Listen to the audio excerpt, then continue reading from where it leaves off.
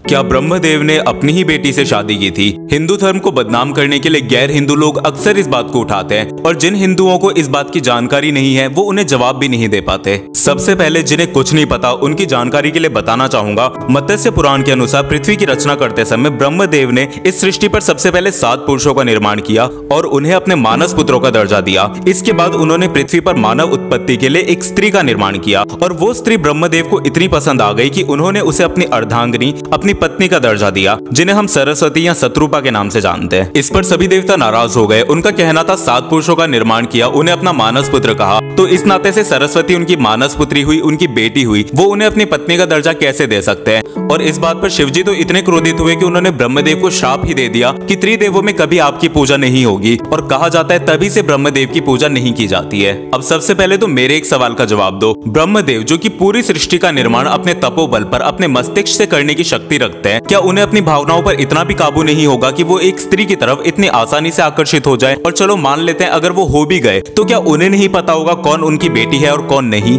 ये सिर्फ एक मिथ है गाइस, जिसे यूज किया जाता है हमारे धर्म को बदनाम करने के लिए। और इसे यूज वो लोग करते हैं जो सबको अपने जैसा समझते हैं। जिनके यहाँ बहन बेटियों से शादी करना आम बात है, वो तो सबको अपनी तरह मिलाने की कोशिश करेंगे ही। और एक बार को चलो मान लेते हैं ये बात सच भी है, तो गाइस बेटी कौन होती है? क्या ब्रह्मदेव की पत्नी ने सरस्वती को जन्म दिया था? क्या माता सरस्वती की कोई माँ है? या क्या ब्रह्मदेव ने भी उन्हें जन्म दिया था? इन सभी बातों का जवाब ना है, क्योंकि माता सरस्वती को क्रिएट किया गया था, उनकी रचना की गई थी एक उद्देश्य के लिए, और वो उद्देश्य ब्रह्मदेव भली भांति जानते थे। ब्रह्मदेव को सृष्टि की रचना के लिए एक स्त्री की जरूरत थी जो उनकी सहायता कर सके, और माता सरस्वती की रचना इसी उद्देश्य से की गई थी। ब्रह्मदेव ने माता सरस्वती से शादी नहीं की, ना कोई फिजिकल रिलेशन मेंटेन किया। जिन लोगों की सोच एक आदमी औरत के बीच सेक्स से शुरू होती है, सेक्स पे ही खत्म हो जाती है, बस वो यहीं तक सोच सकते हैं। वो जब और तब की शक्ति की गहराई को नहीं समझ सकते। सृष्टि की रचना के समय कोई जाति नहीं थी, कोई धर्म नहीं था, यहाँ तक कि स्त्री और पुरुष भी नहीं था। तो जो भी इस सृष्टि को बढ़ाने के लिए स्त्री और पुरुष की रचना कर रहा है, वो उनकी रचना ही इसलिए कर रहा है ताकि जन्म की प्रक्रिया शुरू हो सके। तो इस नाते से तो वो भी भाई बहन हुए, और इस सृष्टि पर जितने भी लोग हैं वो सभी भाई बहन हुए। और जो भी इस सृष्टि की रचना कर रहा है, अगर उसे ही अपनी सहायता के लिए एक स्त्री की जरूरत हो, तो वो किसे जाके बोलेगा कि तुम मेरे लिए एक स्त्री की रचना करके दो, जबकि निर्माण करने की, रचना करने की शक्ति ही सिर्फ उसके पास है। और ये सिर्फ हिंदू धर्म की बात नहीं है, क्रिश्चियंस और मुस्लिम्स के अकॉर्डिंग इस धरती का पहला मानव एडम या आदम था, और उसके रिब्स, उसकी पसलियों से ईव, एक स्त्री का जन्म होता है, और उन दोनों के फिजिकल होने के बाद धरती पर जन्म की प्रक्रिया शुरू होती है। अगर एडम से ईव का जन्म हो रहा है तो इस नाते से तो वो भी बाप बेटी हुए, तो फिर वो दोनों फिजिकल कैसे हो सकते हैं? अब इस बात का जवाब है किसी के पास, जबकि ब्रह्मदेव और माता सरस्वती का कॉन्सेप्ट इससे डिफरेंट है। माता सरस्वती और ब्रह्मदेव ने अपने जब और तब की शक्ति से इस पृथ्वी की रचना की, उन्हें फिजिकल होने की जरूरत नहीं थी। ब्रह्मदेव ने जीवों की रचना की और माता सरस्वती ने उन्हें ज्ञान दिया। इस तरीके से दोनों ने एक दूसरे की सहायता से सृष्टि की रचना की। ब्रह्मदेव माता सरस्वती के रचनाकार है, क्रिएटर है, फादर नहीं।